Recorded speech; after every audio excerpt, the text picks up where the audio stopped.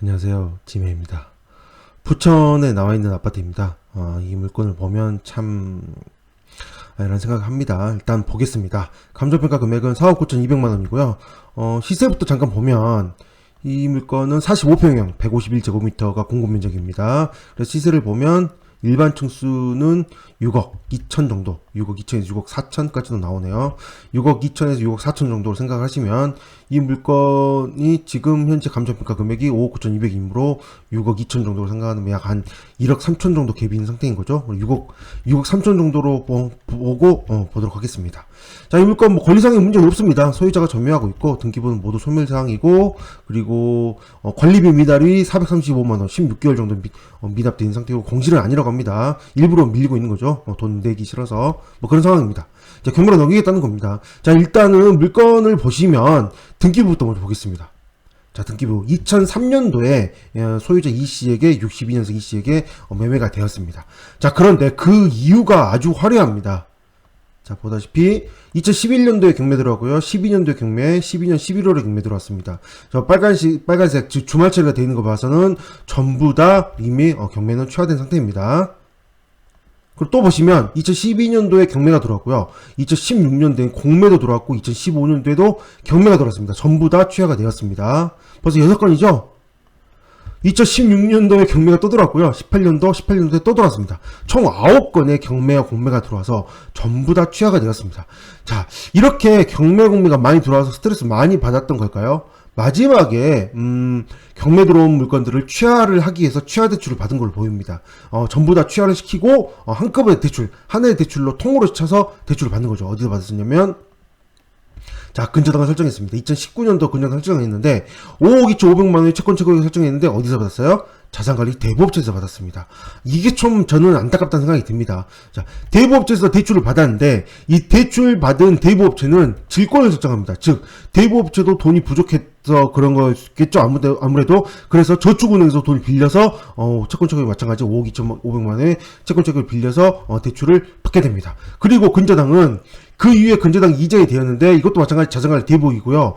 대부에서 질권을 설정했는데 질권을 이번에는 전라북도 전주에서 가져옵니다.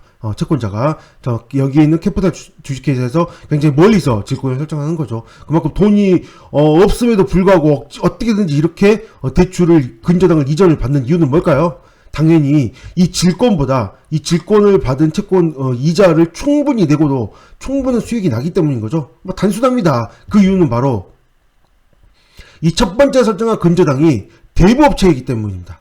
일반적으로 1순위 근저당이 은행에 설정을 하고, 은행 1금융권은 은행에 설정을 하고, 확정채권 양도로 해가지고 근저당 이전이 돼서 대부업체로 이전이 된다면, 이 대부업체 이자는 아무리 비싸도 1순위 근저당에 설정한 이자를 넘어갈 수 없습니다. 넘어갈 수 없어요. 당연한 거죠. 여기 한도 내에서 움직이는 게 근저당이니까요. 그러나 이처럼 근저당 자체가 처음부터 재산관리 대부에서 설정을 했다면 대출 이율이 어떻게 될까요? 이자가 어떻게 될까요? 그걸 좀 생각해 봐야 되겠죠. 이자가, 이 물건 같은 경우는 이자가 얼마나 나올지는 모르겠지만 우리가 생각하는 일반적인 1금융권도 1금융권조차도 연체 이자는 12%, 지금은 12%고요. 몇 년 전까지만 해도 15%였습니다. 굉장히 높습니다. 1금융권조차도 이렇게 굉장히 높은 연체 이자이거든요. 그럼 대부업체는 얼마나 될까요? 은행도 12, 15인데 대부업체에서 똑같이 하겠어요? 당연히 20% 이상이겠죠. 몇 프로가 될지는 저도 모르겠습니다. 20% 이상의 대출 이자를 내야 될 상황일 겁니다. 자, 물건을 다시 보시면 2019년 2월 25일에 근저당 설정했는데, 자, 2019년 8월 1일 얼마 안 되죠. 거의 한 5개월 정도 만에 경매로 넘겼습니다. 대부업체에서 경매로 넘겼다는 거는 정말 대출 하자마자 이자를 내지 않았다는 거예요. 거의 좀 그렇죠. 그런데 이때 당시 채권 최고액은 5억 2,500만 원인데요. 청구 금액을 봐보세요. 청구 금액. 청구 금액이 그렇게 높지 않죠. 그렇게 높지 않, 당연히 이제 채권 최고액이 굉장히 높게 잔고로 보이는데, 자, 이걸 생각해 보셔야 됩니다. 2019년 8월 1일 날부터, 물론 이 전부터겠지만, 좀 더 전부터이겠지만, 연체이자를 생각해 봐야 되는데, 3억 7천만 원의 연체이자를 20%로 계산해 볼게요. 대충 계산해 본다면, 1년이라고 한다면 1년이면 얼마예요? 7,400만 원? 한 7,400만 원 정도 나오겠죠. 1년 정도면. 근데 지금 뭐 한 3월, 4월 정도부터 연체이자가 발생했을 거고, 그 다음에 지금은 2020년이므로 1년 6개월 정도 흐른 상태인 거죠. 1년 6개월 정도 흘렸다면 7,400만 원 얼마 정도 됐을까요? 이미 1억이 넘어갔겠죠. 1억이 넘어가고 있는 상황입니다. 이거는 20%만 했을 때입니다. 20%더 높다면 훨씬 더 높게 책정이 됐겠죠. 그렇다면 실제로는 3억 7천만 원을 빌렸는데 지금 채권의 최고액까지 5억 2,500만 원인데 지금 벌써 4억 7천 1억이 됐다고 한다면 4.7억이고 거의 뭐 그건 20%일 때의 얘기니까 뭐 예를 들면 30%였다. 그렇다고 한다면 벌써 채권 최고액이 다 찼겠죠. 거의 다 찼을 거라고 보여집니다. 지금 그동안에 아까 보여줬던 이 수많은 9건의 경매 취소 때문이었는지 어땠는지 최하 대출을 일부러 받은 건지는 모르겠지만 이렇게 대부업체 대출을 받음으로 인해서 어마어마한 손해가 지금 일어날 걸로 보이지거든요. 이거 전부 다 날아갈 걸 보여요. 이 채권 자격이 다 날아가면 그러면 끝나느냐? 자, 이 물건 지금 간접평가가 4억 9,200이지만 실제로 아까 얼마 정도로 했죠? 한 6.2억 정도로 한다면 6억에 낙찰된다고 가정을 합시다. 6억에 낙찰된다고 가정을 한다면 이 압류도 있지만 일단 압류 빼고 얘기할게요. 빼고 만약에 채권 최고액이 5억 2,500만 원이면 6억이 낙찰된다면 얼마가 나면 7,500만 원이 남죠. 7,500만 원이. 근저당권자는 얼마의 이율인지 모르겠지만 이 채권 최고액을 넘어서는 금액을 배당을 받을 수 있을까요? 없을까요? 다른 채권이 없다라고 한다면 배당을 받을 수 있습니다.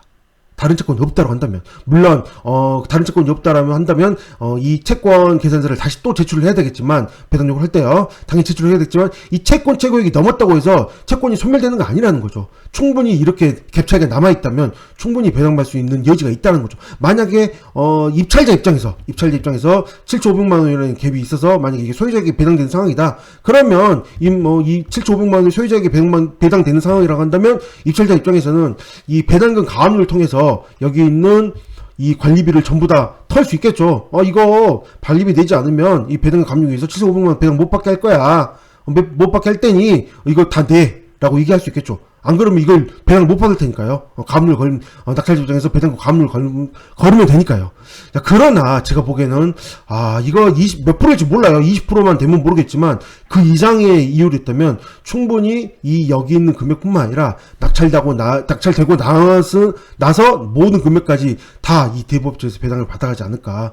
그래서 이렇게 좀 관리비를 밀리고 있는 것도 좀 이유이지 않을까 싶은 생각을 하게 됩니다. 이 물건 물론 입찰자 입장에서는 특별히 문제가 없습니다. 권리상의 문제는 없고 이 관리비 정도 생각을 해서 이렇게 관리비가 많이 밀렸으므로 입찰하실 때 관리비 정도 어느 정도 관리비를 감안하셔서 인수라고 생각하셔서 접근하는 게 좋습니다. 이거 원래는 살고 있는 채무자가 내야 되는 돈인데 돈 없다고 배째면 방법이 없잖아요. 그래서 낙찰자 입장에서는 이것까지 인수로 보고 접근하시는 게 좋을 것 같습니다. 자, 권리상의 문제는 아무것도 없는데 제가 이 물건에서 꼭 얘기하고 싶은 거는 상황이 안 돼서 어쩔 수 없이 이렇게 대부업체에서 대출을 받았지만 대출을 한번 받기 시작하면 정말 끝도 없이 계속 갑니다. 무리하시면 안 됩니다. 이때 그냥 차라리 대출을 받지 않고 물론 뭐 처리를 했다면 집값이 최근에 올랐으니까 또 뭐 그렇게 보면 또 아닐 수도 있겠지만 그런데 하더라도 이 집값이 올라온 것도 전부 다 이 근저당이 계속 다 잡아먹고 있기 때문에 좀 안타까운 상황이지 않을까. 차라리 그때 그냥 이 금액으로 그냥 처리를 하고 집을 팔고 다른 집으로 이사를 가는 게 어땠을까라는 좀 안타까움이 생기게 됩니다. 1순위부터 이렇게 대부업체에서 대출을 받는 경우는 생각보다 많이 없거든요. 1금융권에서 대출 받는 경우는 당연히 많이 있지만 좀 이런 1순위부터 이렇게 받는 경우는 쉽지 않다 보니 좀 안타까운 상황으로 좀 많은 돈을 날리지 않을까 좀 안타깝습니다. 네, 여러분들 무조건 대출은 1금융권에서 받으시고요. 2금융권으로 내려가야 된다고 한다면 최대한 투자가 되든 뭐가 되든 한 번 더 돌이켜봐서 한 번 삐끗하면 큰 돈을 날릴 수 있으니 그 이유는 웬만하면 대출을 받지 않으시길 권하고 싶습니다. 네, 여기까지 하겠습니다. 감사합니다.